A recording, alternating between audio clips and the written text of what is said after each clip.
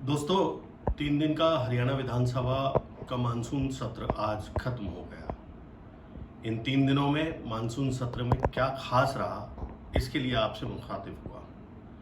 यदि हम पहले दिन की बात करें तो 20 तारीख को सत्र की शुरुआत हुई और शुरुआत के दिन एक बड़ा मार्मिक विषय आया। यूँ तो पॉलिटिकल एक्टिविटीज हुई।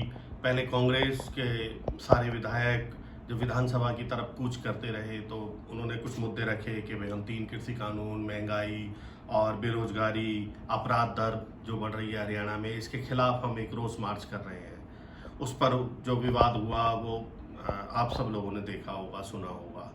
लेकिन कुछ ऐसे विषय हैं जो इस 3 दिन के मानसून सत्र में आप लोगों तक अभी तक नहीं पहुंच पाए होंगे। उन विषयों पर मैं कुछ चर्चा करने के लिए और कुछ बताने के लिए आपके साथ हाजिर हूँ।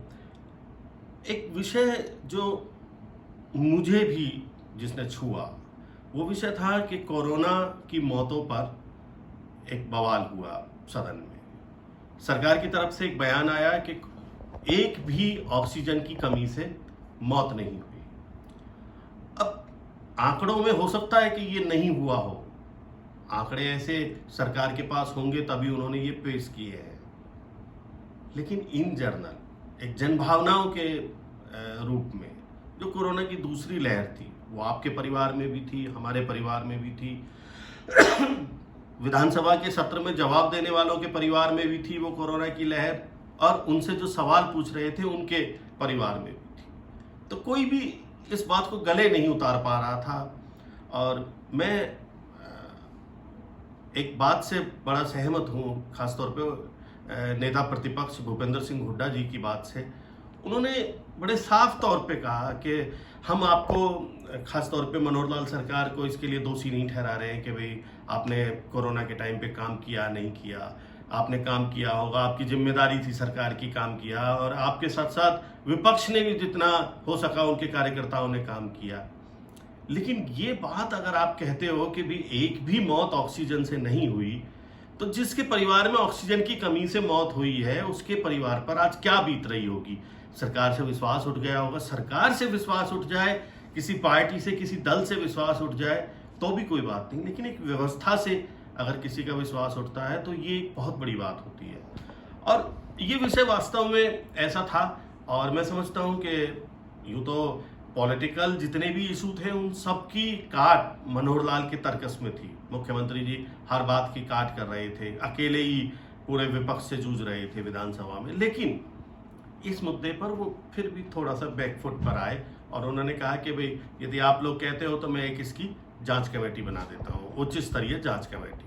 अब वो उच्च स्तरीय जांच कमेटी क्या निर्णय देगी वो एक भविष्य की बात है, लेकिन ये एक बहुत अहम विषय सामने आया।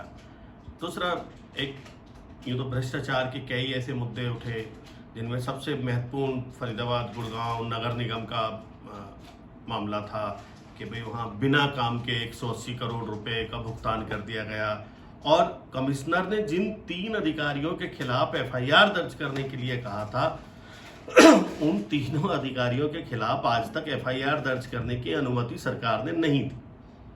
मतलब भ्रष्टाचार पे भ्रष्टाचार, भ्रष्टाचार पे भ्रष्टाचार। और मैं तो बधाई दूंगा विधायक नीरज शर्मा को, उनके साथ विधानसभा में उनका साथ देने वाले नरेंद्र गुप्ता जी को भी, कि यहाँ तक कि आज के अगर सत्र की बात करें तो राकेश दौलताबाद ने, सुधीर सिंगला ने, इन सब ने नगर निगमों के भ्रष्टाचार का मुद्दे उठाए। और नीरज शर्मा ने जो मुद्दा उठाया वो ये उठाया कि 1 साल पहले, 2 साल पहले ये पार्षदों ने शिकायत की कि भाई हमारे यहाँ जो वार्ड में काम दिखाए गए हैं, जिनकी पेमेंट की गई है, वो काम ही नहीं हुए हैं।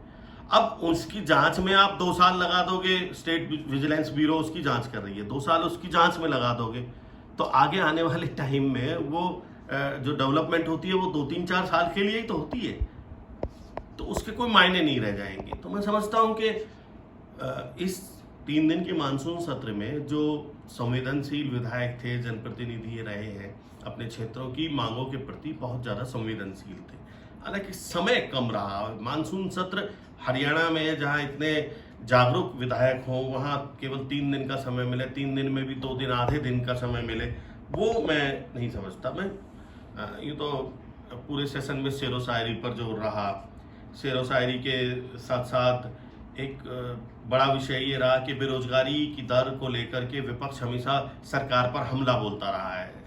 अभी तक जो विपक्ष आंकड़े रखता है वो भारतीय अर्थव्यवस्था नियंत्रण केंद्र CMIE के आंकड़े रखता है, लेकिन इस बार भारत सरकार के आंकड़े लेकर के हरियाणा सरकार ने उनको माकूल जवाब दिया और बताया कि हमारे यहाँ केवल 9.9% ही बेरोजगारी दर है, जो विपक्ष उसे 28% तक बताता है।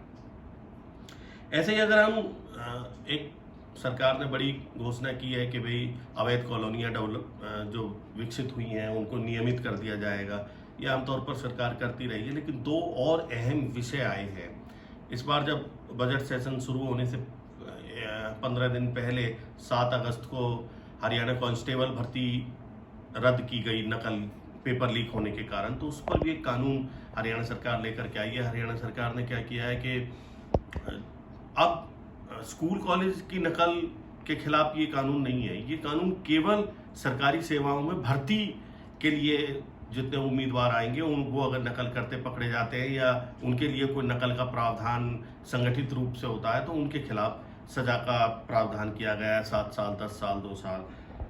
ऐसे ही एक और बड़ा मुद्दा परिवार पहचान पत्र। अब दोस्तों आपके अभी तक आधार व्यक्तिगत एक आपकी आईडी है, लेकिन हरियाणा सरकार पहली बार, देश में पहली बार परिवार पहचान पत्र आप लोगों के बनवा रही है कि पूरे परिवार की पहचान भी हो और पूरे परिवार की उसमें जो जानकारी है वो सारी अंकित हो।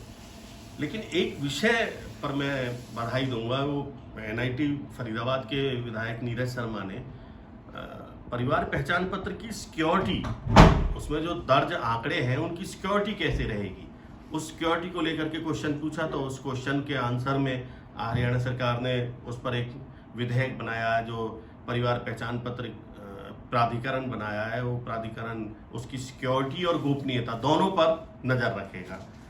तो कुल मिलाकर के और भी कई इसमें विधेयक पारित कराए गए हैं, कई विषयों पर बातचीत हुई है। और एक टचिंग पॉइंट और भी रहा, जींद से बीजेपी के विधायक हैं कृष्ण मिड्ढा। कृष्ण मिड्ढा ने कहा कि मेरे यहाँ जींद में जो बस स्टैंड है वो 8 महीने से तैयार खड़ा है, लेकिन उसका वो शुरू नहीं हुआ। तो जो जवाब आया सरकार की तरफ से वो वास्तव में आत्मविश्लेषण करने वाला जवाब है। सरकार ने जवाब दिया कि यार ये जो 8 महीने से केवल इसलिए आपका बस स्टैंड शुरू नहीं हो रहा है कि उसमें पानी का कनेक्शन नहीं हो पाया। ये बड़ी शर्म की बात है। सरकार को ऐसे अधिकारियों के खिलाफ कार्रवाई भी करनी चाहिए। और ये वास्तव में मुद्दा उठा और बीजेपी के विधायक ने उठाया, बड़ी बात है। इन चीज़ों पर हमारी यहाँ संवेदनशीलता है जनप्रतिनिधियों में, ये सारी बातें हैं। तो कुल मिलाकर के ओवरऑल हरियाणा की डेवलपमेंट के लिए, हरियाणा के कुछ इशूज़ को लेकर के ये मानसून सत्र काफ़ी बेहतर रहा। धन्यवाद।